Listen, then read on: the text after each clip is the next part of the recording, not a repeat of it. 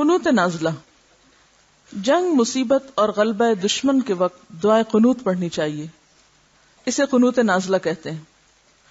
امیر المومنین حضرت عمر بن خطاب رضی اللہ عنہ فجر کی نماز میں رکوع کے بعد قنوت کرتے اور یہ دعا پڑھتے تھے: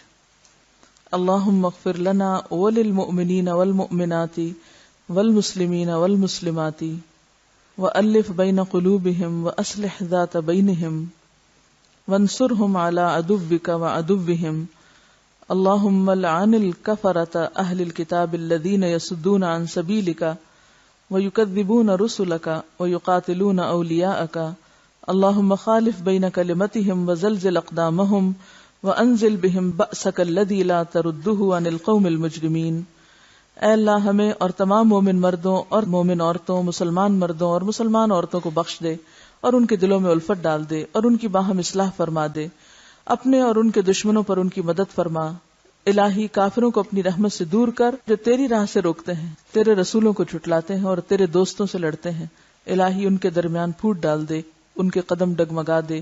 ان پہ اپنا وہ عذاب اتار جسے تو مجرم قوم سے نہیں ٹالا کرتا۔ آپ کو معلوم ہے کہ حضرت عمر رضی اللہ تعالیٰ عنہ کے دور میں مسلمانوں کی فوجیں چہار اطراف میں پھیل گئی تھی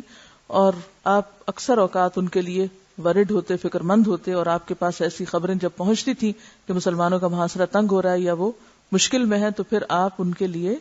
مدینہ میں دعا کیا کرتے تھے قنوت نازلہ کے نام سے، جو کب ہوتی تھی؟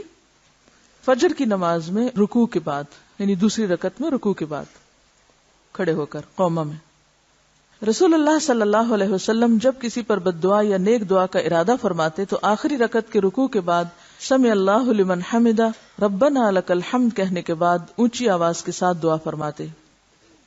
اس موقع پر آپ صلی اللہ علیہ وسلم اپنے دونوں ہاتھ اٹھاتے، یعنی قنوت نازلہ میں ہاتھ اٹھانے کی بات آتی اور بلند آواز سے پڑھنے کی بھی۔ رسول اللہ صلی اللہ علیہ وسلم نے 1 ماہ تک 5 نمازوں میں رکوع کے بعد قنوت نازلہ پڑھی اور صحابہ آپ کے پیچھے آمین کہتے تھے۔